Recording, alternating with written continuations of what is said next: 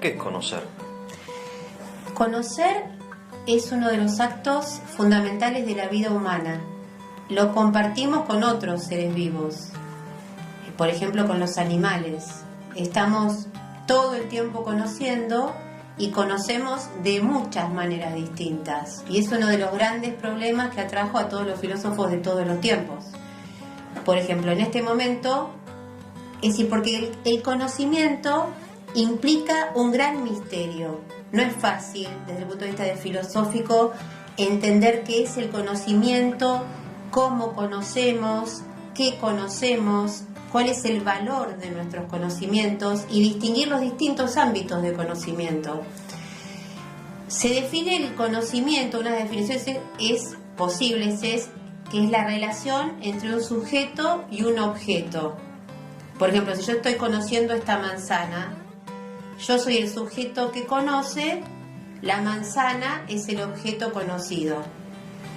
Un bisturí con el que se puede entender, digamos, un bisturí metafísico con el que se puede entender todas las posturas filosóficas acerca del conocimiento, es preguntarse: yo como sujeto, ¿creo?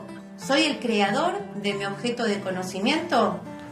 ¿O mi objeto de conocimiento, el objeto que yo conozco, de alguna manera me está determinando, me está modificando?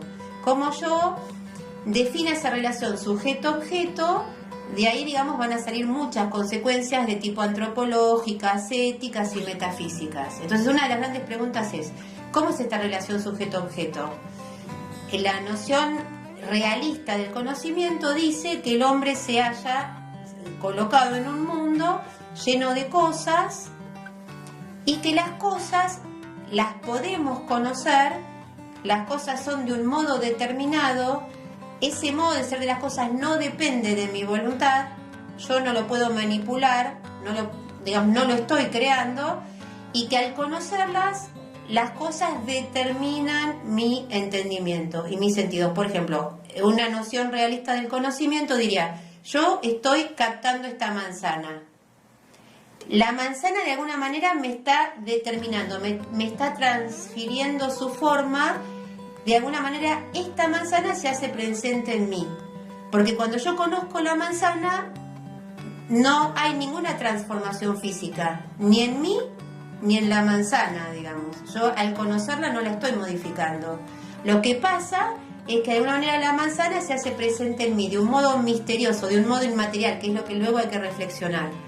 Una visión idealista del conocimiento diría, después lo voy a explicar un poco más en detalle, yo no sé si fuera de mí hay una manzana, no sé si la manzana está o no está de verdad fuera de mi entendimiento.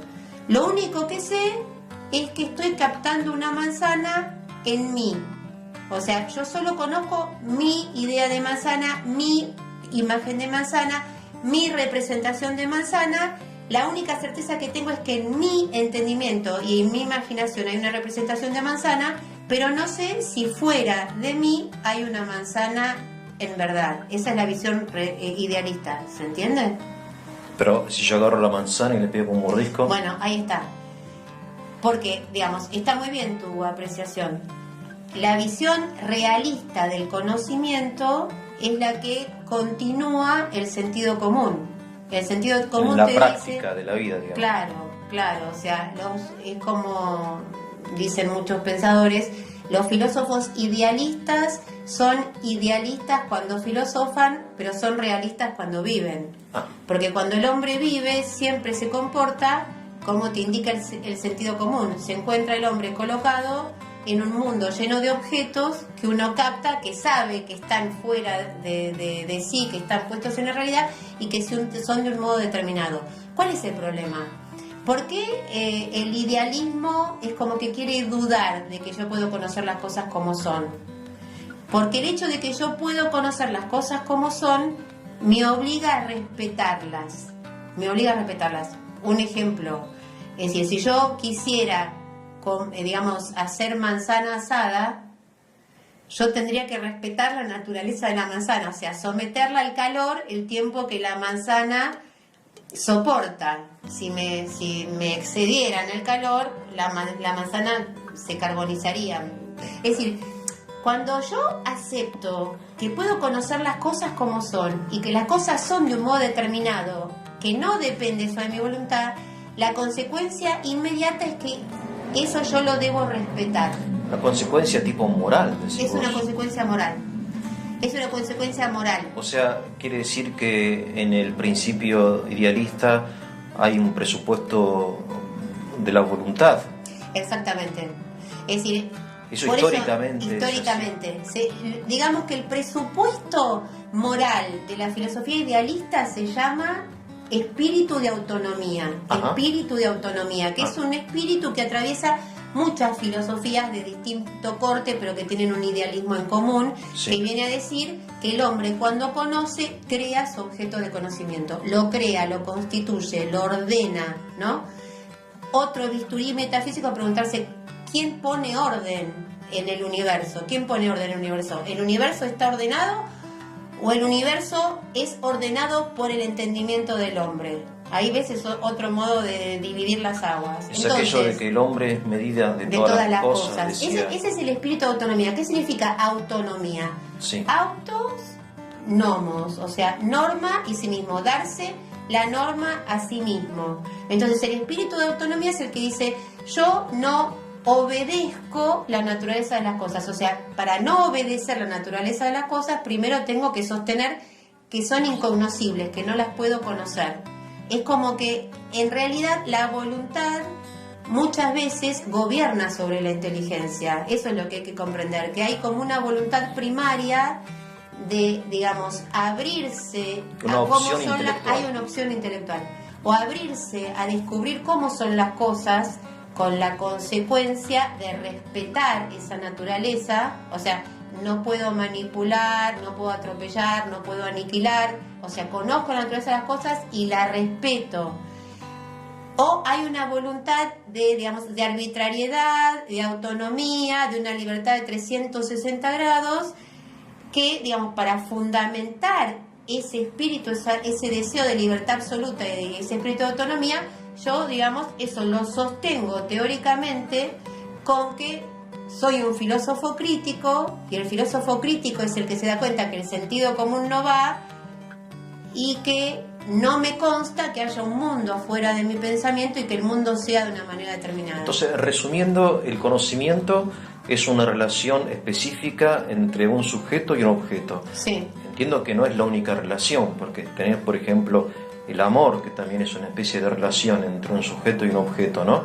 El conocimiento es una relación de un modo particular, es decir, mediante la cual el ser de la cosa empieza a tener un ser intencional en el sujeto. Exacto, es eso. entra en vos de alguna manera O sea, si nosotros vemos la manzana, esta manzana existe en sí misma, y empieza a en existir mí, en vos. en vos, Sí. en Brenda y en Sí. todos los que vemos la Sí, manzana. sí, sí, es como sí, que sí. se multiplica el ser de la manzana, Claro. pero Por- no se modifica físicamente. No, exacto. Por eso ahí está el misterio del conocimiento. Es un misterio. Pero ¿cómo lo explica la metafísica realista? Sí. Porque la noción realista de conocimiento implica la metafísica realista. ¿Qué te dice? Que aún lo más material de lo material no es pura materia. Ah, Que en todo lo material, aún en lo más inorgánico, en un pedazo de oro, en una piedra, hay elementos inmateriales. Que las cosas son materiales, pero que tienen una forma. porque que si fuera pura materia no podría ser conocido. no, porque las cosas materiales es como que irradian su forma. Las cosas materiales irradian su forma. La forma por lo que cual, no es la forma que vos decís que redondeí, es sino como, es como la esencia, la esencia, el elemento inteligible de las cosas. el elemento inteligible. Claro, lo que las hace ser lo que son, sí, lo que constituye su esencia, eso es lo que su llama especie. forma. A eso llama forma.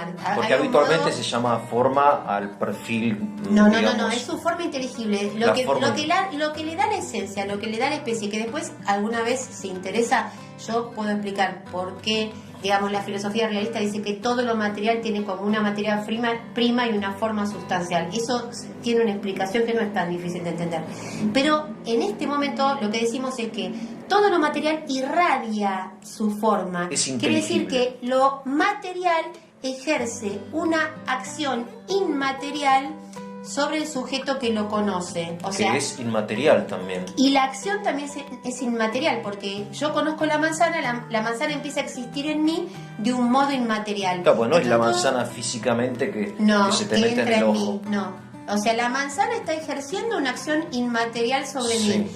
Es muy importante y sobre esto hay mucha polémica porque, bueno, esto contradice toda la visión materialista mecanicista que atravesó toda la historia de filosofía desde los presocráticos, que dice, lo digo, es importante porque es la filosofía que actualmente se enseña, por ejemplo, que está totalmente generalizada a nivel universitario. O sea, si vos vas a la universidad o te hacen un poco pensar en física o en filosofía o en sociedad, todo lo que sea, la visión actual, divulgada de la filosofía es que el mundo es pura materia en movimiento. O sea, te dicen, por ejemplo, el color no es real. Este verde no es real. No es real. El verde no está en la manzana. El verde es una combinación de átomos de movimiento, qué sé yo, que te impacta en el ojo, de lo cual resulta el verde. Una reacción físico-química. Es una reacción física. Entonces todo lo reducen a que en el mundo no hay cualidades. Solo lo único que hay en el mundo son átomos de materias que, bueno, se ponen de distintas maneras, se configuran, chocan, generan ondas, vibraciones, ¿no? Bueno, la filosofía realista considera que es de sentido común que además de la materia y del movimiento, las cosas tienen cualidades y que están en las cosas y que no hay ningún problema en admitir que, digamos, es un verde el que captás vos y otro verde quizás el que capto yo, Claro. porque varía la incidencia de la luz, ¿no? O sea, todo conocimiento... o la percepción de cada hay uno. matices, exacto. ¿No? Todo conocimiento... Un artista una vez me dijo que él puede llegar a ver 40 tipos de negros. Claro. Porque ve matices de un Exacto. artista, qué sé yo. Pero eso no tira por tierra la visión realista Claro. del conocimiento. Todo conocimiento tiene una cuota de subjetividad, una cuota de relatividad, Claro. pero eso no tira por tierra que el color está en las cosas. Claro, porque, por ejemplo, yo esta manzana la muevo a una velocidad increíble, no vas a ver la manzana en reposo, sino es una franja verde. Claro. Depende de la velocidad en que esté, Sí. si está en reposo o en Sí. velocidad, ¿no? Exacto, O en pero movimiento. no podés negar que la manzana es verde. La pregunta es, si la materia es inteligible, es porque alguien la piensa. Claro, perfecto. Bueno, el modo de fundamentar la nociología realista es con la metafísica realista. De hecho, la nociología es parte de la metafísica.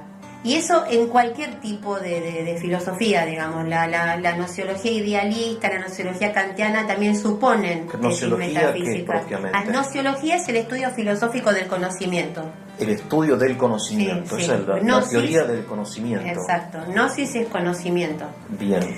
Bueno, Es el problema crítico también que se llama, o el problema del puente, no sé. exacto. Ahora después Sí. vamos a eso si querés. Bueno, entonces la metafísica es la que se pregunta por el ser de las cosas, ¿no? Sí. La gran pregunta metafísica es ¿por qué hay ser y no hay nada? Esa es la pregunta metafísica. Bien. No cómo son las cosas, porque cómo es el hombre, qué es la vida, la antropología, la biología, qué es el conocimiento, es una pregunta de nociología, pero ¿por qué hay ser y no hay nada? Esa es la pregunta de la metafísica. El metafísico se asombra de que haya cosas y de la propia existencia, de existencia en general, del mundo, del universo y de la propia existencia. Entonces se pregunta por el origen del ser.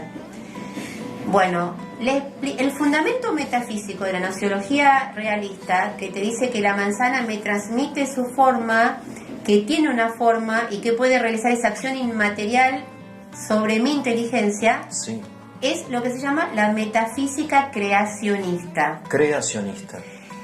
creacionismo es una metafísica, no es una verdad de fe. Para la metafísica realista es creacionista. La idea de creación es una verdad filosófica, no es una verdad revelada. No es religiosa, no es una no verdad es revelada, o sea, no es revelada. a su vez fue revelada. Fue como confirmada. Fue confirmada por la revelación. Sí. Y la humanidad entendió la idea de creación con plenitud y claridad después de la revelación. Pero eso no quiere decir, podríamos decir que de hecho el concepto de creación se aclaró después de la revelación, pero de derecho el concepto de creación es un concepto filosófico. No vamos ahora a desarrollar, digamos, las demostraciones de la existencia de Dios, quizás en otras charlas ya las desarrollaron. Pero, entonces, digamos, ¿cómo se aplica esto a la noción realista de conocimiento? Sí. El creacionismo te muestra que toda realidad, aún la más material, ¿no? Toda la realidad está constituida entre dos entendimientos: el entendimiento creador y el entendimiento creado. O sea, si uno pudiera hacer un cuadro, tenés el entendimiento creador, el universo y el entendimiento creado. Las huellas de ese entendimiento creador son las formas, ¿no? Es decir, entonces todo el universo está actualmente siendo conocido por el entendimiento creador. Por eso puede ser conocido por el hombre. O sea, todo el universo es inteligible para nosotros porque es entendido en acto por el creador. O sea, como las cosas existen porque alguien las piensa y alguien las piensa porque existe. Exacto. Que me gustaría igual hacer un excurso porque Sí. vos hablaste del conocimiento y del amor, ¿no? Sí. Son como los dos grandes dinamismos, digamos, ¿no? De la vida espiritual. El conocimiento, nosotros tenemos como dos... ¿Me quieres hacer otra pregunta? Porque por ahí me voy a desviar. No, está muy bien. No, acerca del conocimiento en sí mismo, yo te pregunté por qué las cosas eran inteligibles y vos me respondiste porque alguien las piensa. Claro. Y gracias al hecho de que sean inteligibles, nosotros somos como conocimiento receptores. creado. Esto Sí. entiendo que Platón lo vio ya en su Sí. época. Sí, Lo que sí, pasa sí, es que sí. él la forma la vio separada de la materia. ¿entiendes? Claro, sí. Él pensó en un mundo, el topos Uranos, el lugar celestial, donde el alma preexiste y contempla las ideas que Ideas son las innatas. causas. Es una contemplación anterior a la vida terrenal, porque en ese mundo celestial el hombre contempló las causas ejemplares de las cosas.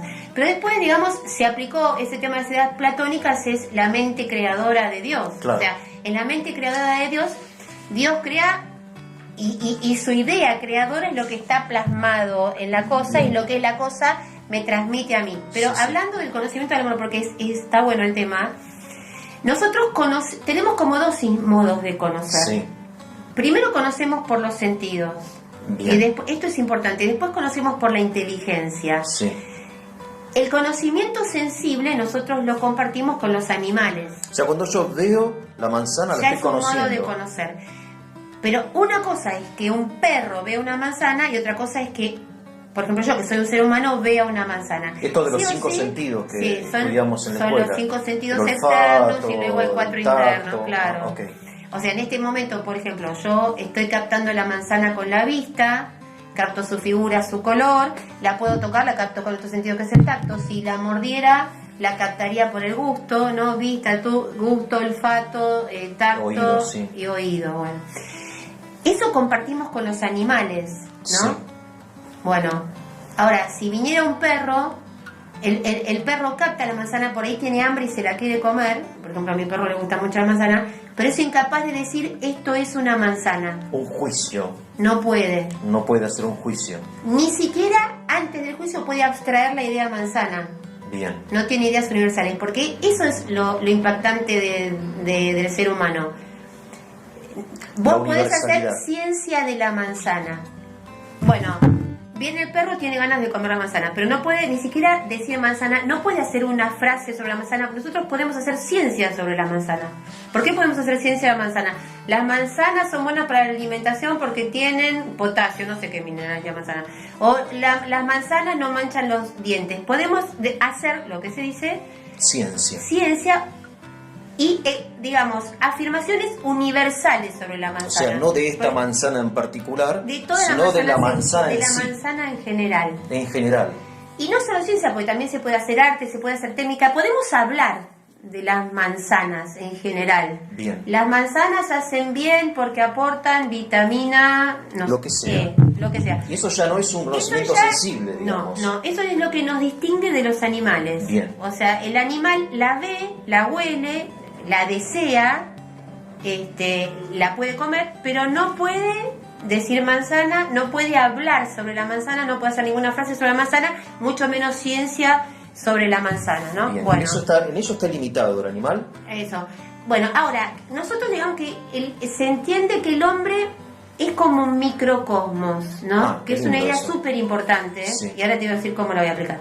El hombre es un pequeño universo. Bien. Yo estoy tomando esto para relacionarlo con la idea de creación. ¿Por qué? Porque el hombre reúne en sí todos los modos de ser. El hombre pertenece al mundo de la materia, está totalmente sometido a las leyes de la física y la química. Después el hombre realiza todas las acciones que realizan los vegetales, ¿no? Nace, se nutre, crece, se reproduce, muere. Y tenemos en común con los animales toda esa dimensión de conocimiento sensible por los sentidos externos e internos, porque los animales también tienen imaginación, tienen memoria. Y tenemos con los animales en común todo lo pasional. Los animales tienen pasiones, que es la parte afectiva, tendencial, del deseo. Los animales ven y desean, o sienten temor, ven y huyen. Claro, un ciervo ve un tigre y sale corriendo. Tienen instinto, claro. Saben lo que es bueno o malo para su especie. El animal tiene odio, sí, todo lo que es pasional, ¿no? Bueno, ahora también tenemos un modo de conocer nosotros espiritual y un modo, digamos, de desear y afectivo espiritual, a lo que llamamos voluntad libre. Bien. Esto es lo que se relaciona también con el tema de la creación. Entonces, las dos potencias espirituales, la inteligencia es la que es capaz de captar las esencias de las cosas y de separar, digamos, comunicarse y reflexionar, separar lo que es lo esencial y dejar de lado lo particular. Como yo te digo, bueno, hago ciencia sobre la manzana, me olvido de esta manzana y hablo de todas las manzanas. Y tenemos voluntad libre, que es lo que no tienen los animales, ¿no? O sea, esa capacidad de autodeterminar nuestras acciones, ¿no? Y de ponernos un fin. Los animales están determinados a la que y a la hora y son como dominados por sus instintos. Y nosotros tenemos posibilidad de elegir distintos caminos. Bueno, digamos, esa inteligencia espiritual y esa voluntad libre están en un grado muy superior en nuestro creador. Lo digo porque no es tan evidente. Por ejemplo, hoy está muy de moda pensar en filosofías panteístas, pareciera más moderno, más canchero, pensar en un creador que en realidad es como la energía del universo, el alma del mundo, impersonal. Impersonal, claro. Entonces uno tiene largas polémicas, porque si uno dice, ¿es bueno que yo sea persona? Porque esto es una pregunta, ¿es bueno que yo sea persona? Si yo soy persona, o sea, tengo mi pensamiento, tengo mi libertad, que es intransferible, mi yo, ¿cómo puede ser que Dios sea inferior a mí? A menos que yo piense que mi personalidad es una condena, como decía Sartre, que es nihilista, que adelanto, que el idealismo lleva al nihilismo. Porque cuando uno dice yo soy el mundo, después se da cuenta que, digamos, termina diciendo uy, yo vengo de la nada y voy hacia la nada, porque es tremendo decir que el mundo soy yo y todo el mundo es proyección de mi pensamiento, que es donde llega el idealismo absoluto de Hegel. Entonces siento el peso de todo el universo sobre mis espaldas y caigo en el pesimismo nihilista. No hay nada antes, no hay nada después, ¿no? Sartre decía, la conciencia es una condena. Claro. Yo envidio a la piedra porque la piedra está puesta ahí, tranquila en su existencia, y yo soy como una piedra que le aconteció ese accidente espantoso de la conciencia. O sea, una piedra que se quebró por la conciencia y tengo el espanto de preguntarme quién soy, de preguntarme por el sentido de mi vida, de preguntarme de dónde vengo, a dónde voy, y sentir náuseas ante la imposibilidad de contestarlo y ante el absurdo de mi existencia. Y a la piedra no le pasa todo eso. Bueno, en una visión donde ser persona es algo bueno, porque yo valoro el hecho de poder conocer y amar de un modo distinto del que conocen y aman los animales, lo considero como una perfección, como una riqueza. Entonces pienso, mi creador tiene esas perfecciones del conocimiento espiritual y el amor, pero en grado superlativo, infinito, infinitamente distinto, ¿no? Eso se relaciona, termino con esto, en que, digamos, como vos hablaste del conocimiento del amor, el acto de creación no es necesario.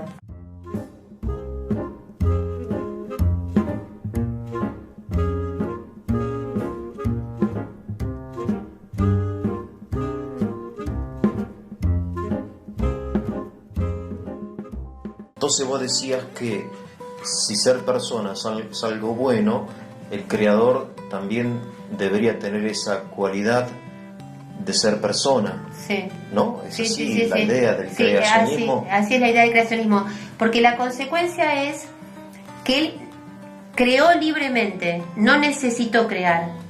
O sea, la creación, el universo no es una prolongación necesaria del creador. Emanación, no claro. es una emanación. O sea, el creador no necesita del universo. O sea, no es que el universo es el claro oscuro necesario porque después todo eso se relaciona con el tema del mal, que es otro tema, Sí, pero sí. que es muy interesante. Porque eso de que el creador necesita del universo es muy como también, entiendo, hegeliano. Que bueno, en Hegel la yo soy el universo. En Hegel yo soy el universo. Claro, ahora vamos a hablar de eso. Ahora hablamos de eso. Bueno, sigamos pero, entonces. La conclusión es que, digamos, el universo está siendo entendido y amado, querido libremente por el creador. Entonces, toda cosa es verdadera y buena. Esa es la afirmación de la metafísica todas realista. Las cosas y cada cosa es verdadera y buena. Es decir, está puesta en la existencia por un creador inteligente y un creador amoroso que la quiso poner en la existencia. No está necesariamente puesta en la existencia. Cuando estudiábamos filosofía, decían en latín ens et verum convertuntur, una cosa son, ¿no? Que el ente y la verdad se convierten. Sí. Y el ente es bueno, verdadero y hermoso, bello también, ¿no? Bello, y uno. Fulcrum, y uno, son los trascendentales del ser que decían, bueno, no sé. Ese es el fundamento de los trascendentales. Los trascendentales. Claro, que las cosas creadas tienen su origen en el entendimiento y en el amor del creador. O sea, todo lo que existe por el hecho de existir es bueno y verdadero. Verdadero, bueno, bello y uno. Porque la belleza es lo que une la bondad con la verdad. Porque la belleza es lo que es aquello que contemplado place.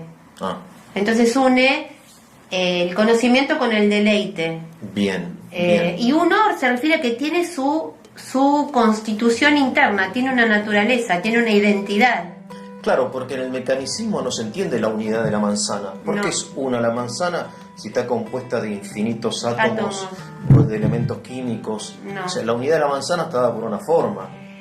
Tanto no hay unidad en el ser, que por ejemplo hay textos de Locke que son, por ejemplo, súper impresionantes en el sentido que él dice no hay persona. Una visión donde el mundo es toda materia en movimiento y en permanente transformación. No hay unidad, no hay sustancia, no hay permanencia debajo del movimiento. Y tenés textos que dicen, yo no soy la misma persona que 10 años atrás. Claro. O sea, es como decir, bueno, yo no soy la misma persona que el año pasado. Directamente, cuando para el realismo es evidente que por más que yo haya sufrido muchas transformaciones, sigo siendo la misma persona. O sea, hay sustancias que permanecen a través de los cambios. O sea, cuando yo veo una foto mía de cuando era chico, veo que no soy el mismo, pero que soy el mismo. Sos el mismo. O sea, soy la misma persona, aunque haya cambios accidentales. Claro. Porque hay una sustancia y hay accidentes en las cosas, ¿no? Sí. O sea, esta manzana es verde, pero dentro de capaz de una semana su color va a cambiar. Claro. Pero para seguir los principios del idealismo se llega a negar la evidencia, que es un tema del que no te hablé, pues lo podría terminar ahora, a negar la evidencia de la unidad de las sustancias, de que es la misma persona que a lo largo de tantos años sufrió cambios en su cantidad, en su cualidad, su figura, ¿no? Pero que es la misma persona, que es un dato evidente, porque este es otro problema y es un gran concepto. Hay dos grandes conceptos de la nociología realista. Uno es el tema de la evidencia y otro es el tema de la certeza. Sí. Y son conceptos que están fuera de moda hoy, digamos. ¿Y qué es la evidencia? Porque el espíritu crítico es el que tiene que demostrarlo todo. Todo demostrarlo. Y en realidad no se puede demostrar todo. Ah, no. Si uno tiene el propósito de demostrar todo, termina no demostrando nada. Porque toda demostración tiene que tener un principio. Si no, es como un círculo vicioso que se va hasta el infinito. Porque si vos querés demostrar todo, ¿en qué te basaste para demostrar lo otro? Incluso los cientificistas, más cientificistas, positivistas, que después, si querés te explico un poco lo del positivismo, tienen que aceptar que hay cosas que no se pueden demostrar y que se ven. Que es el tema de la evidencia. Es lo que se ve con claridad en una primera mirada y no es demostrable. Yo pensaba el ejemplo de un científico que está haciendo un experimento con sus alumnos, que sea hipercrítico de, bueno, ¿cuánto da esta medición? No sé, 13 gramos, ¿no? Miran la aguja, ¿no? En la balanza, 13 gramos. A ver, demostrame que da 13 gramos. No, ve que la aguja marca 13 gramos. La ciencia avanza. No puedo demostrar que da 13 gramos. No, lo estoy viendo. Lo estoy viendo. Claro. O sea, lo evidente no se demuestra. Lo evidente no se demuestra. O sea, es evidente que esta manzana, por ejemplo, Está existe, acá, que es una manzana. Existe. Y es muy importante porque los filósofos críticos creen que esto de la evidencia es una ingenuidad. Es una ingenuidad, claro. Que nosotros, o sea, que los pensadores realistas somos ingenuos, somos acríticos, dicen justamente. Sí, lo escuché, sí. Entonces, que estaríamos nosotros como en un estadio prefilosófico al aceptar las evidencias. En cambio, nosotros los filósofos realistas decimos que el tema de la evidencia es muy importante, que la evidencia es uno de los puntos de partida para el desarrollo del conocimiento, que la evidencia siempre se da y es aceptada, por más que teóricamente sea negada. Si uno niega la evidencia no puede vivir y no puede hacer ciencia, no puede conocer, no puede hacer nada. Una de las evidencias que la nociología acepta es que hay cosas y que las cosas son de un modo determinado. O sea, para mí, yo no te puedo demostrar que acá tengo una manzana y que la manzana existe y que es verde, no te lo puedo demostrar, lo veo. Entonces, lo evidente no se demuestra. Y bueno, hay evidencias que captan certeza, que si querés te hablo a partir de Descartes, a partir del tema de la certeza. Claro, porque tampoco se trata de dar por evidente lo que no es evidente. Exacto, por ¿verdad? eso es muy importante distinguir los distintos ámbitos de conocimiento y los distintos tipos de certeza o conocimientos no ciertos, opiniones, probabilidades, claro. Porque en ese tema, cuando no se distingue, hay muchas falacias. Bien. Como decir, hay una verdad cierta, pero no todas las verdades son ciertas.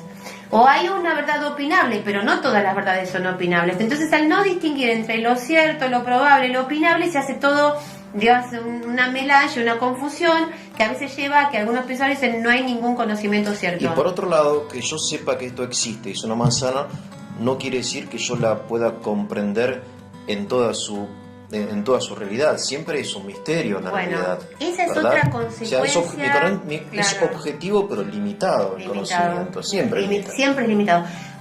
A ver, es también otra consecuencia del creacionismo, porque al tener el universo origen en un entendimiento infinito, el universo es inagotable. Para el entendimiento humano es inagotable. Yo tenía un profesor, mi profesor Emilio Comar, que decía que... Es un gran filósofo, Emilio Comar. Un gran filósofo. Decía que la ciencia crecía, digamos, como si fueran circunferencias, que cuanto más un científico conocía, mayor era el contacto con lo no conocido. Entonces, cuanto más misterios se resuelven, aparecen misterios nuevos. Claro. ¿No? Es decir, imagínate, no sé cómo expresarlo bien. Sí, pero es inagotable. Pero a medida que la ciencia crece, se plantean más cuestiones. Bien. Pero entonces, porque la realidad es inagotable y tiene una inteligibilidad infinita. Ese es el pensamiento del creacionismo, porque su origen es un entendimiento infinito. Bueno, con el tema de la exageración del espíritu crítico, el gran ejemplo que tenemos en la historia, que es el que más se estudia siempre en los manuales del colegio secundario, es Descartes. Porque, bueno, el crítico es el que dice, ¿de qué puedo estar 100% cierto? ¿De qué puedo estar 100% cierto? Si yo pongo en duda que está ahí la manzana, como hizo Descartes, ¿qué dijo Descartes? A ver, pongo la existencia del mundo entre paréntesis. Ahora te digo por qué. Solo puedo estar cierto de que pienso. El cogito famoso. Claro. Y a través de mi pensamiento solo puedo estar cierto de que existo. Es el famoso pienso, luego existo de Descartes. Bueno, ¿por qué Descartes pone entre paréntesis la existencia del mundo y no le parece evidente? Ya los escépticos griegos, más o menos siglo IV antes de Cristo, promulgaron todos los argumentos para dudar del testimonio de los sentidos. Y esos argumentos escépticos se repitieron a lo largo de la historia, ¿no? Así que es importante entender esto. O sea, no es algo nuevo. No. Es como que... No, ya todos los argumentos escépticos fueron promulgados por los escépticos griegos. ¿Y cuáles son esos argumentos? Por ejemplo... A ver, la manzana. Los sentidos nos engañan, dicen ellos, ¿no? Sí. Te doy ejemplos, ¿no? Sí. Uno típico... Si veo de lejos un palo que está en mitad en el agua, parece que estuviera partido. Hay una ilusión ahí óptica porque el palo no está partido, pero parece que estuviera partido. Toman el tema de las alucinaciones. Cuando tengo una alucinación, creo que estoy percibiendo algo, por lo cual, cuando estoy percibiendo algo, ¿cómo sé que no tengo una alucinación? En el caso del sujeto enfermo, un sujeto con un tipo Bueno, ese es el concepto que decís vos, pero claro. Así se contesta. El tema de los sueños, cuando tengo un sueño creo que estoy percibiendo, entonces ¿cómo no sé cuando estoy percibiendo que estoy soñando? ¿Cómo sé que no estoy soñando? Sí. Lo expresé mal. Está bien. Bueno, entonces, pero bueno, es interesante una cantidad de argumentos que se fueron repitiendo a lo largo de la historia, ¿no? A los cuales les podríamos replicar, ¿no? Digamos, solo el hecho de que exista el concepto sueño es porque distinguimos claramente lo que es la vigilia del sueño. El hecho de que exista el concepto de alucinación es porque sabemos, ¿no? La diferencia. Claro, obvio. Y lo del palo igual, supongo. Claro, ¿no? ¿Cómo es? Claro. Es decir, es como tomar excepciones anormales y quererlo convertir en regla, cuando justamente lo patológico, lo anormal, lo excepcional se distingue como tal porque existe lo normal. Claro, confirma la regla, como dice el refrán, la excepción confirma la regla. Si todo fuera un sueño, no existiría el concepto de sueño. Si todo fuera una alucinación, no existiría el concepto de alucinación. Perfecto, sí. Perdón. Bueno, entonces, pero con esta línea de los argumentos escépticos, algunos son absurdos, por eso volvemos al tema del espíritu de autonomía. ¿Por qué se considera válido, y en tantas historias de la filosofía, poner entre paréntesis la existencia del mundo? Por el espíritu de autonomía.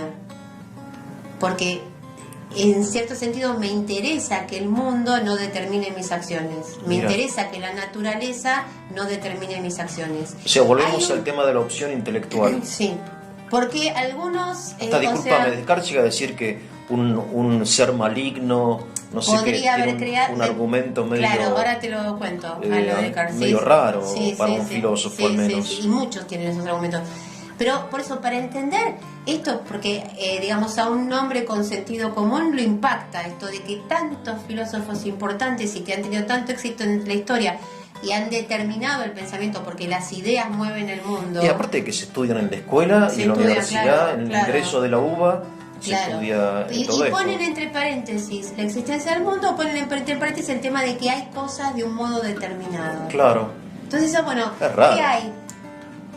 solo se explica por una voluntad de autonomía. Bien. Interesa la consecuencia ética de eso, interesa la consecuencia política, ¿no? La versión política del idealismo, que es el materialismo dialéctico de Marx. Ahí tenés con toda claridad el hecho de cómo las ideas mueven el mundo, ¿no? Entonces, porque perdí el hilo un poco. Hablamos de Descartes. Sí, ahora, es un escéptico y llega al cogito. No es escéptico. No es escéptico. No. Descartes hace lo siguiente, pero hay que ver cómo, digamos, después va como derivando en distintas escuelas que son más coherentes que Descartes. Descartes dice, no sé si el mundo existe. No sé. Lo único que sé es que yo pienso y que por lo tanto existo. Como Descartes es, digamos, cristiano, intencionalmente cristiano, él después demuestra la existencia del mundo. Hace una argumentación que dice algo así como que, digamos, bueno, yo pienso, tengo una idea del mundo, esa idea me la puso Dios, Dios es bueno y no me puede engañar, por lo tanto el mundo existe. Claro, como tipo el argumento. Entonces, ese. Ahí tenés el tema de demostrar que el mundo existe. A partir de uno. Y claro, esa demostración cae enseguida en la historia del pensamiento. Claro. Porque en realidad es lo que decíamos recién. Es evidente que el mundo existe y las cosas son de distinta manera. Si yo esa evidencia la tiro por tierra y luego lo quiero demostrar, hago demostraciones inválidas. Claro, porque es lo que a mí me encanta la expresión el puente, el problema del puente. Bueno, ahí está. Si uno rompe el puente, después ya no lo reconstruye. No lo reconstruye. O es evidente, claro. Claro. ¿Cuál es el problema del puente? Está perfecta esa pregunta y esa expresión. Ese es uno de los problemas que atravesó. Entre el objeto y el sujeto. Claro, entre el sujeto y el objeto. Sí. Atravesó toda la historia de la filosofía. Si Descartes dice, como después dicen todos los idealistas, realmente no sé si la manzana está ahí, yo cierro los ojos, no sé si sigue estando, quiere decir que quizás mi mirada le está dando cera a la manzana, o que esa manzana es proyección de mi pensamiento. De lo único que estoy segura es que yo tengo una idea y una imagen de manzana. Tengo una representación en mí de la manzana. Pero no sé si esa representación que tengo en mí tiene algo que ver con la manzana que está fuera de mí. Y ahí está el problema del puente. ¿Cómo puedo yo demostrar que la representación de la manzana que está en mí corresponde a la manzana que está fuera de mí? No lo puedo demostrar. No se puede. Si yo lo planteo en esos términos, claro, no lo puedo demostrar. ¿Qué dice el realismo? El realismo dice, es cierto, al conocer la manzana se presenta en mí una representación de la manzana, tanto a nivel intelectual como a nivel sensitivo, una imagen y una idea. Sí. Pero lo que yo conozco en esa representación es la manzana, no claro, es que conozco mi representación. Conozco la manzana en mi representación. Esa es la gran diferencia. Entonces no hay ningún problema del puente, porque mi representación alcanza la manzana real.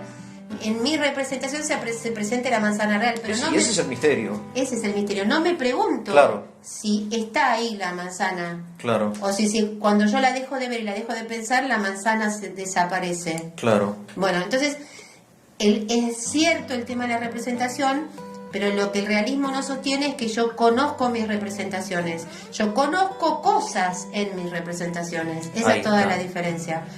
Bueno, ahora, el problema del puente cuando... Discúlpame, yo conozco cosas en mis representaciones. No conozco mis representaciones. Es más... Es como que hace una imagen un poco tonta. Yo cuando veo algo, me veo reflejado en un espejo, no conozco el espejo, me veo a mí, claro, no al te espejo. Ves a vos. Claro. El espejo es un medio en el cual yo me veo. Claro. Una cosa así, no sé. Si luego, cosa que hacen pocos, te pones a filosofar sobre cómo es posible que la manzana se haga presente en mí, tenés vocación filosófica, te pones a hacer nociología, ahí empezás a pensar que tenés representaciones sensibles, intelectuales, pero la gente normalmente cuando conoce una manzana, conoce la manzana. La cosa. No tiene conciencia de sus representaciones. No conoce el conocimiento, conoce la cosa. Ni se lo plantea. No se lo plantea. Esto de conocer el conocimiento. No se lo plantea. Claro. Esto es algo de los filósofos. De los que se asombran de estas cosas que la gente normal la da por hecho, la da por sentado, digamos. Claro. Ahora, al cortar la evidencia de la existencia de la manzana, entonces vos, ese problema del puente es cómo construyo un puente entre mi representación y la cosa real. No lo puedo construir. Bien. Por eso por más que Descartes después demostró que el mundo existe, la conclusión coherente de ese principio que se llama principio de inmanencia se llama a lo largo de la filosofía, ¿por qué? Porque es in manere, permanecer en. O sea que el conocimiento, en lugar de salir hacia la cosa, queda atrapado dentro del sujeto, permanece en el conocimiento, al afirmar yo conozco mis ideas. O sea, la inmanencia como opuesta a la trascendencia. Como opuesta al concepto de trascendencia. El trascender el conocimiento es un acto de trascendencia. Exacto. El sujeto sale sí. y se enriquece. Sí. Se enriquece, es una apertura del alma hacia las cosas. Exacto. Y en el realismo la trascendencia nociológica es lo que permite la trascendencia metafísica. Bien. O sea, las dos trascendencias vienen unidas, ¿no? La nociológica y la metafísica. Y la metafísica. Por el contrario, la inmanencia nociológica termina en la inmanencia metafísica. Pues yo te decía, la conclusión coherente de Descartes es Hegel. Entonces Hegel dice, no, yo no tomo la demostración del mundo de Descartes. Si lo único cierto para mí es mi propio pensamiento, lo único que existe es mi pensamiento. Solo existe mi pensamiento. ¿Qué camino metafísico toma él? Va hacia lo que se llama el espíritu absoluto. Sí. Mi pensamiento es un momento fugaz del espíritu absoluto que va evolucionando, digamos, y que se manifiesta momentáneamente en mi conciencia para llegar a la autoconciencia, para conocerse a sí mismo. Es como que lo real sería, digamos, fuera un gran espíritu que va evolucionando y utilizando a estos individuos que son fugaces, ¿no? Que si yo soy una manifestación fugaz del espíritu absoluto, mi conciencia. Hay otras vertientes después de esto, ¿no? Claro, porque están los hegelianos esto, los hegelianos aquello. Pero así en términos muy sencillos, sí. Esta visión de la realidad como un espíritu absoluto, luego la toma Marx sí. Y dice, es el todo, porque la idea es que lo real es el todo que evoluciona y se manifiesta en los individuos. Pero no es importante el individuo, lo importante es la evolución del todo. Y ahí tenés los fundamentos metafísicos del totalitarismo. Sí, o sea, sin esta cosa ingenua de Descartes, termina después de 3 siglos, llega acá al Estado como es el Estado. En el fondo. Exacto.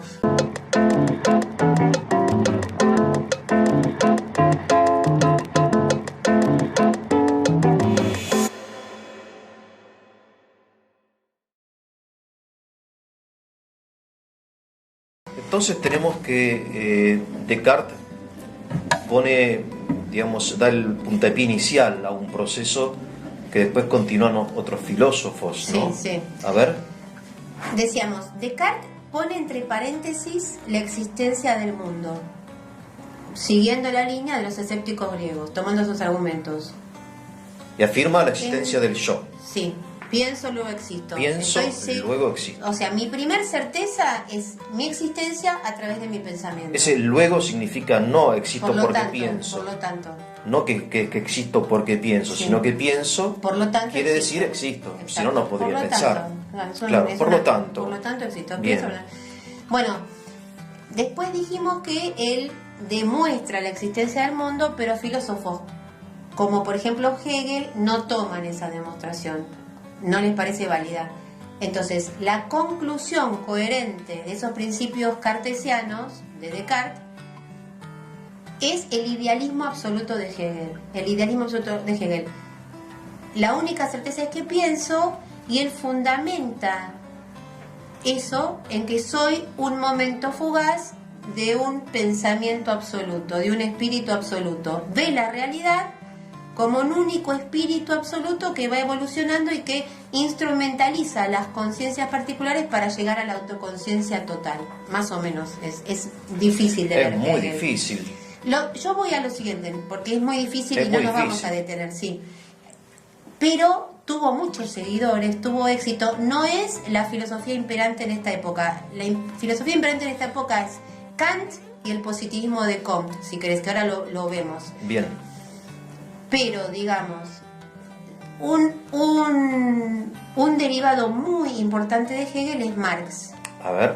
Porque entonces, se ve la realidad como un todo que evoluciona históricamente. Nada hay fuera de la historia. no hay nada fuera de la historia. Entonces, el todo evoluciona históricamente. En lugar de ser un todo espiritual, que se manifiesta a través de las conciencias humanas, es un todo material en Marx, ¿no? El trabajo y todo eso. Digamos, la realidad es un todo material que va evolucionando históricamente. Y los individuos son momentos fugaces, instrumentalizados por ese todo. Digamos, lo importante es que el todo evolucione, que la sociedad evolucione, que la comunidad camine al paraíso terrenal. Pero los individuos humanos ya no son personas. Los individuos humanos ya no son personas. Ahí tenés una diferencia muy grande, que tiene también que ver, digamos, hay que contemplarlo también en comparación con el creacionismo. El hombre en el creacionismo tiene un referente trascendente, hablando de la trascendencia siempre, ¿no? Trascendencia gnoseológica, trascendencia metafísica. Si el hombre es criatura, tiene un referente trascendente, que es el que le dio el ser, que no está inmerso en la historia. Y el hombre no está totalmente inmerso en la sociedad. Hay algo que tiene un referente que lo hace, digamos, emerger de lo social, de modo que si él lo considera, puede ir contra la corriente, por ejemplo, si lo considera en conciencia, porque para la visión marxista, el individuo que no se sube al tren de la historia tiene que ser eliminado. Mira. ¿Y quién dice hacia dónde va la historia? Marx. El poderoso, claro, bueno, digamos, el pensador y el poderoso que interpreta al pensador. Porque Hegel también tuvo otras vertientes, por ejemplo, que tienen que ver con el nazismo. Ese espíritu absoluto, Hegel sostenía, digamos, que tenía... La nación alemana, claro. Claro, la nación alemana tuvo una contracara en Schopenhauer o en Nietzsche, digamos que se tiene como... Que Alemania es el portador del espíritu. Claro, exactamente. Se manifiesta en Marx en la clase, culturas. el proletariado es el portador del espíritu, no sé, o algo así. O sea, y en Hegel, en los nacionalsocialistas, claro, es el espíritu alemán. Momento, el espíritu alemán. Porque, claro. Pero el espíritu absoluto, al evolucionar, primero emergió en los griegos, luego emergió en los romanos, claro. ¿No? Y en tiempos de Hegel, de Nietzsche, de Hitler, emergió en el pueblo alemán. Ahí está. Porque el poder, de hecho, es el que te justifica que vos llevas, el poder que tenés, de hecho, es la justificación de que vos sos el punto emergente de la evolución social. Es terrible. Es terrible, bueno, sabemos que es terrible. Sabemos, aparte la historia... Esa es la fundamentación metafísica. Ahora, es interesante cómo a partir de un pensador así, claro, que en el fondo inocente, que dice que bueno, que pienso, luego existo, qué sé yo, que San Agustín dijo algo así, qué sé yo, que parece casi algo académico. Se salieron esas cosmovisiones que tuvieron consecuencias tan tremendas. De como los campos de concentración, claro, soviéticos o el holocausto de los judíos, claro, en manos de los nazis, qué sé yo. Claro. O sea que la filosofía es responsable de la historia. Sí. Los pensadores. Ideas mueven el mundo. Las ideas mueven el mundo, ¿no? Las ideas mueven el mundo. Eso bien, está demostrado ahí porque, digamos, la visión hegeliana transformada al materialismo marxista, y bueno, después toda la revolución comunista y todas las atrocidades que pasaron, pero bueno, responden a esa visión. Sí, yo recuerdo haber leído una carta de Lenin que le escribe a un tal Volkov. Dice, no existe el hombre concreto, existe el hombre o la humanidad. La humanidad. O sea, vos, yo somos descartables. Es descartable. Descartables. O sea, lo que existe es la humanidad. Exacto. Que puede ser divina, pero es abstracta. Digamos. El sentido de la vida del individuo está 100% sumergido en lo social. El que ostenta el poder es el que sabe hacia dónde va el tren de la historia y es el que tiene que eliminar a los que ponen palos en la rueda. Los tiene que eliminar. Porque el que ostenta el poder es el que va a llevar a la humanidad al paraíso terrenal. Tiene que obedecer a la historia, obviamente. Claro, exacto. Ahora, ¿qué se vio en la sociedad comunista? Comentarlo eso vos, digamos. ¿Se vio más justicia, más felicidad, mejor distribución de las riquezas? No, obviamente que no, pero se vio claramente la poca importancia que tienen los individuos. No hay persona. No hay persona. Hay una frase que se le atribuye a Stalin, dice: la muerte de un hombre es una tragedia, la muerte de 1.000.000 una estadística. Sí, exacto. No hay personas. Es una estadística. Claro. 1.000.000, 2.000.000 son estadísticas. Claro, claro. En cambio, Santo Tomás dice si vos decís, cada persona es valiosa en sí misma, por sí misma, porque es creada por Dios, ya es otra cosmovisión. Es la dignidad absoluta de cada persona. Claro. La dignidad absoluta de cada persona. Ninguna persona puede ser instrumentalizada para ningún objetivo. Ahora te hago una pregunta, vos como filósofa, Kant no es eso. Ahora te cuento. Sí. Pero Santo Tomás dice, cada persona es más valiosa que todo el resto del universo. Dice eso. Cada persona, no es un individuo que es parte de una evolución. Digamos, cada persona es más valiosa, o sea, la persona emerge por arriba del universo, tiene un referente infinito, tiene una dignidad absoluta. Ninguna persona humana puede ser instrumentalizada por otro. Ahora, es difícil sentirse valioso también en el capitalismo, porque en el capitalismo vos también sos como una parte sos un consumidor, un productor. O sea, en el mundo liberal tampoco hay mucho, hay como... Es así, pero por eso, bueno, es muy importante la educación y el saber ejercer la libertad. Por lo menos tenés libertad. Ahora, el tema es la educación y, digamos, saber ejercer la libertad frente a la manipulación de los medios de comunicación, que también es tremendo. Es otro modo de ejercer un poder, digamos, de un modo no tan... Y del dinero, claro, del mercado. Bueno, ¿cómo ponemos anticuerpos para la manipulación de los medios de comunicación masiva con la educación?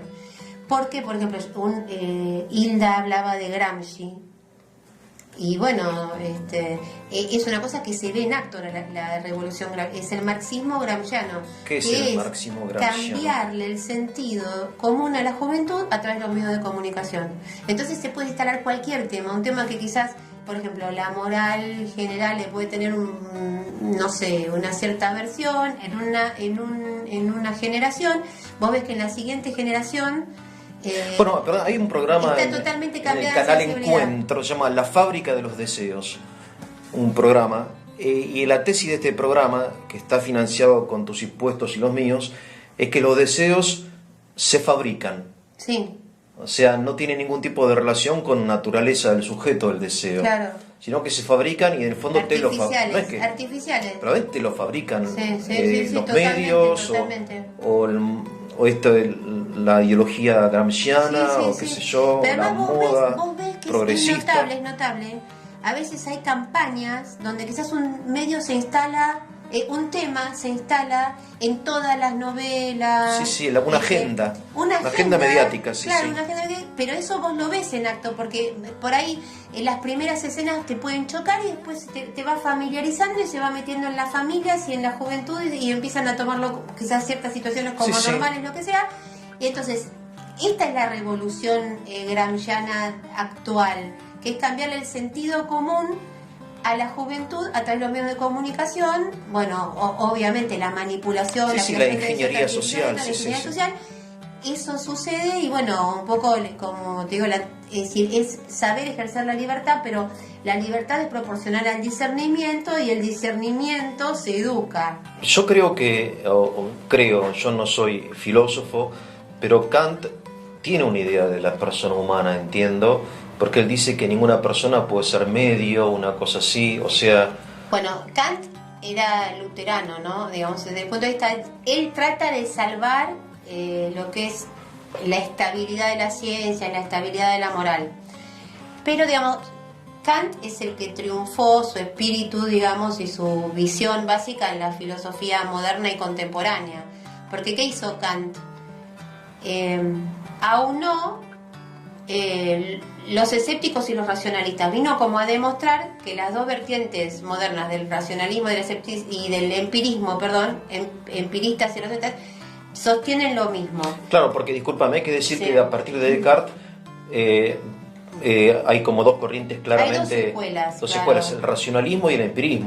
¿verdad? Pero en realidad se necesitan. Son dos alas de una misma visión, que es y que vienen como a cristalizar en la filosofía kantiana y con el triunfo de Kant es el triunfo del espíritu de autonomía y es el triunfo del idealismo. Bien. Pero es un idealismo moderado. Al ser moderado este idealismo, que te resumo en qué consiste, la filosofía kantiana está repleta de contradicciones. Pero no importa, o sea... Por su misma moderación. Exacto, porque digamos... no lleva al límite de sus al principios. límite de Hegel. Claro. No, Kant no llega al límite de Hegel, es decir, Claro. mi pensamiento es lo único real, ¿no? Entonces, qué componente hace Kant? No importan las contradicciones en las que cae, importa el espíritu kantiano, que viene a decir que sí, hay algo real afuera, pero el que pone el orden es el pensamiento humano. Es el que ordena el pensamiento humano. Es decir, ¿cómo toma el racionalismo y el empirismo? Hay mundo, no dudo de que hay mundo, pero el mundo es un caos de impresiones. Entonces yo pongo orden con mis categorías a priori de la sensibilidad y digamos hago ciencia con las categorías a priori de la razón. Entonces, dicho de un modo muy sensible, porque él trata, muy simple. Él trata de conservar, de defender la universalidad de los valores científicos y éticos de la moral, la universalidad de la moral, pero es una universalidad, una validez moral puesta desde el hombre, ¿no? ¿Por qué? Porque todos estamos como constituidos de la misma manera, todos como nacemos con las mismas categorías a priori, de la sensibilidad para ordenar las percepciones, darle sentido, el espacio, el tiempo y del entendimiento. O sea, esas impresiones caóticas que yo sí recibo de la realidad, no es que cuando yo hago ciencia hablo de la cosa como es en sí misma, pero estoy como siendo una teoría ordenada y me entiendo con los otros. Entonces, ¿por qué puedo ordenar el caos de impresiones que me viene de lo real? Porque tengo las categorías a priori de la razón práctica y de la razón especulativa, digamos, ¿no? Bueno, ahora, esa tesis de que todos estamos constituidos con las mismas categorías a priori también cayó, ¿no? Porque no hay modo de demostrarlo, digamos, no es evidente. Y después se llegó al relativismo, digamos, ¿no? Creo que actualmente, si te pones a fijar un poco qué se enseña desde el punto de vista filosófico, es algo como Kant, una mezcla entre Kant y Comte, ¿no? Comte es el fundador del positivismo. Nunca vas a ver una teoría realista de la verdad, que es lo que un poco te resumo ahora, ¿no? Comte es el fundador del positivismo y afirma que la humanidad atraviesa 3 etapas: la etapa religiosa, la etapa filosófica y la etapa positiva. Sí. Nosotros vivimos una época neopositivista, es importante saber esto. Él dice que por ignorancia, solo por ignorancia, el hombre, cuando no entendía los fenómenos, recurría a Dios o a dioses. Sí. Después evolucionó y recurrió a las esencias, a la forma sustancial, a las sustancias, a categorías filosóficas. Sí, Luego evolucionó y nació la ciencia positiva, que es aceptar como real solo lo que se puede medir, lo que se puede verificar. Y bueno, la ciencia positiva es la que tira por tierra los estadios anteriores. Bueno, desde el punto de vista epistemológico, ahora hay trabajos súper interesantes y hay grandes polémicas, porque por ejemplo, una polémica es esto, bueno, lo verificable, lo experimentable, pero muchos físicos contemporáneos se han dado cuenta del carácter hipotético de sus teorías científicas, ¿no? Porque la experimentación siempre tiene origen en casos particulares. Claro. En la inducción. En la inducción, y que es muy difícil de universalizar con certeza. Entonces vos decís, bueno, A, B y C se dilataron con el calor. Entonces de ahí sacas una teoría, bueno, una hipótesis que puede ser más una teoría. Pero el día de mañana aparece D, que no se dilató con el calor. O sea, un experimento que te tira toda la teoría anterior. Claro. Entonces se habla ahora del carácter como hipotético y provisorio de las teorías científicas y de todo, digamos, el bagaje de creatividad del científico que tiene en el modo de interrogar y en el modo de interpretar los resultados. Eso Bien. también, lo que no quita que la ciencia es apasionante y la ciencia Sí, evoluciona, obvio, sí. pero digamos desde el punto de vista epistemológico hay mucha controversia y hay temas interesantísimos. ¿Qué es la verdad? La verdad es la adecuación entre el entendimiento y la cosa. Esa es la noción realista de la verdad. La filosofía contemporánea considera que esta definición es ingenua, es acrítica, ¿no? Por supuesto, esta definición parte de lo que habíamos hablado antes, de las evidencias y las certezas, ¿no? De captar que somos sujetos cognoscentes, que entramos en relación con objetos que están fuera de nosotros y que nos transmiten su verdad, ¿no? Igual, la verdad es siempre un juicio, Bueno, no es una simple está bien, aprehensión, perfecto. entiendo. De las tres operaciones del entendimiento, la verdad está en el juicio. ¿Esto qué significa? Sí, Yo estoy mirando la manzana. la manzana. Digo, manzana. ¿Hay verdad o no hay verdad? No. No hay ninguna afirmación. No, Si digo, la manzana es azul, ¿qué dirías?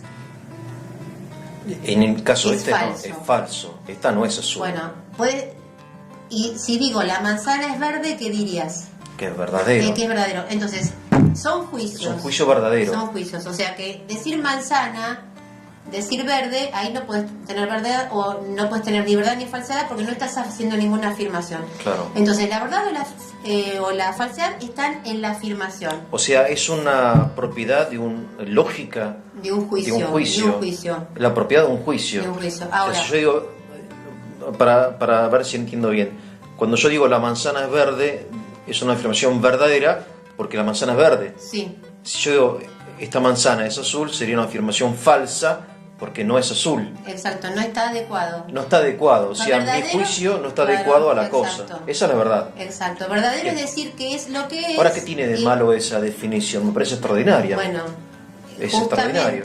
justamente, Ingenuo, nada. no, pero los pensadores que responden a ese espíritu hipercrítico van a criticarte el tema de que haya cosas que se pueden conocer. Ah, claro, ¿A dónde bueno, voy sí, yo? sí, Es lo que habíamos hablado antes del problema del puente. Claro. Si yo no puedo conocer las cosas, ¿cómo defino la verdad? Y esto es lo que me interesaba, porque empiezan Sí. a aparecer todas estas definiciones de verdad que parecen interesantes, pero que para mí implican peligros sociales. a ver. Por ejemplo, la verdad como fruto del consenso. Que es una palabra muy de moda, el consenso. Quizás la noción de verdad que está más de moda es verdadero lo que opina la mayoría, o es O sea, verdadero si lo vos y yo consensuado. pensamos que esto es una manzana, esto es una manzana. Claro, Pero si pensamos que es un alfajor, una cosa así. claro. Sí, no lo aplican en situaciones que violan tanto el sentido común, Claro.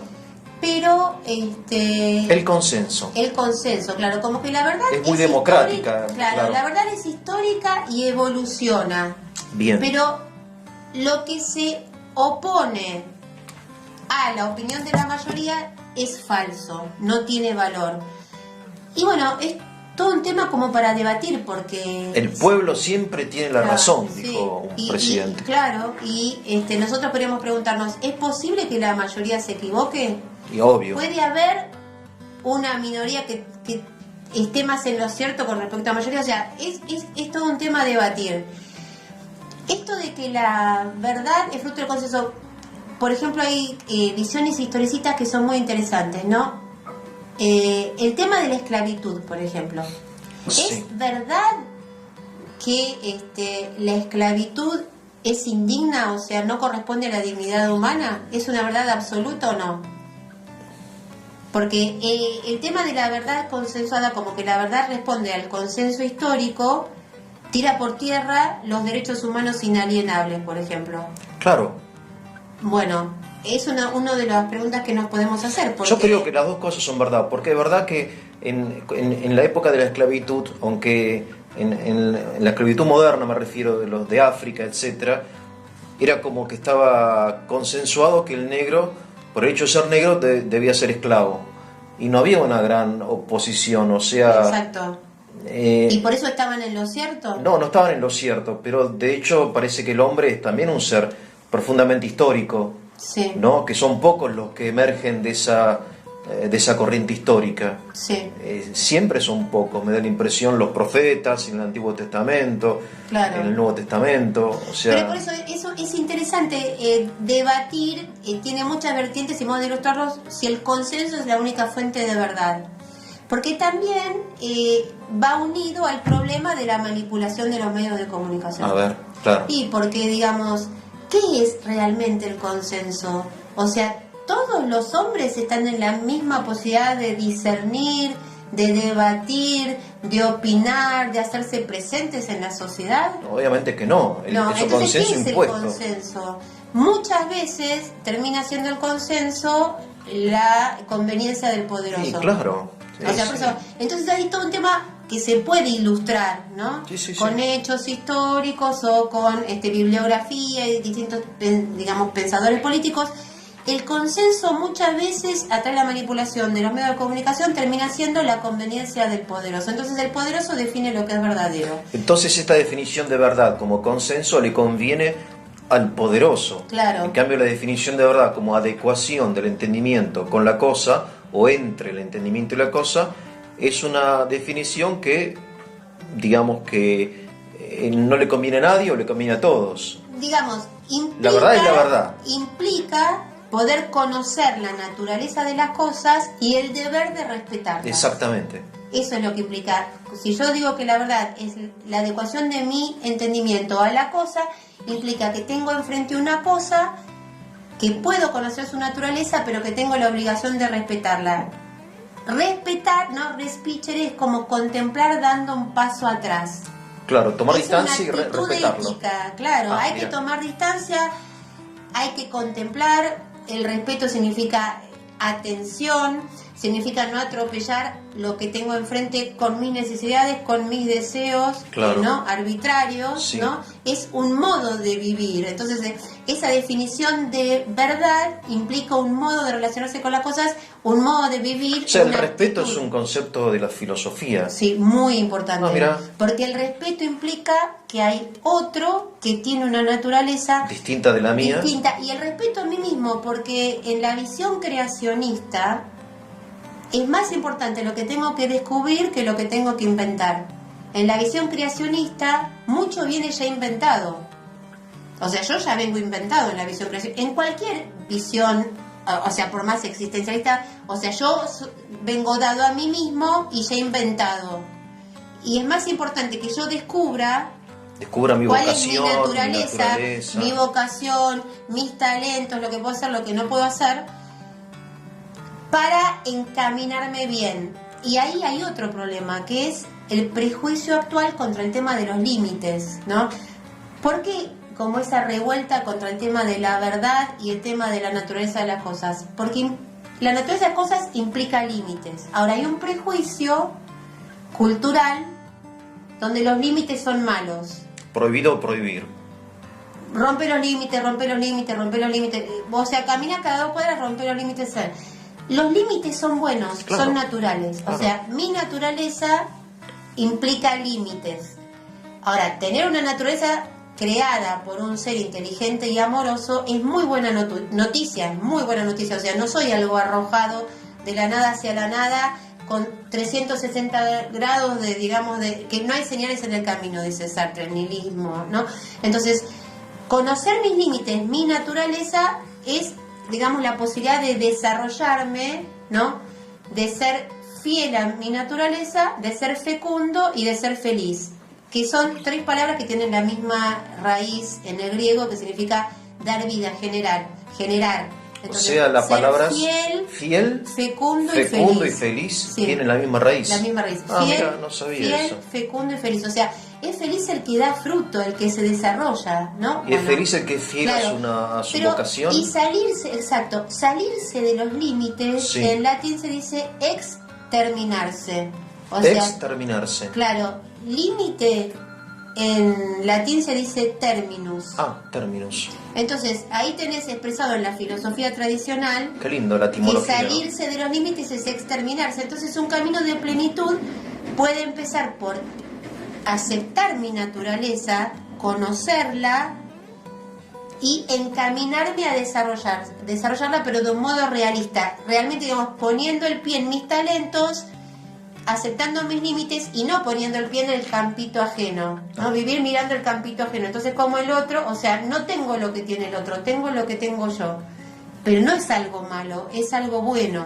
Qué bien está eso. O sea, qué interesante como la filosofía es tan, como finalmente uno Encarnada. aterriza y encarnada en la realidad de, bueno, yo soy fiel a mi vocación, soy fecundo y soy feliz. Exacto, fiel, fecundo y feliz.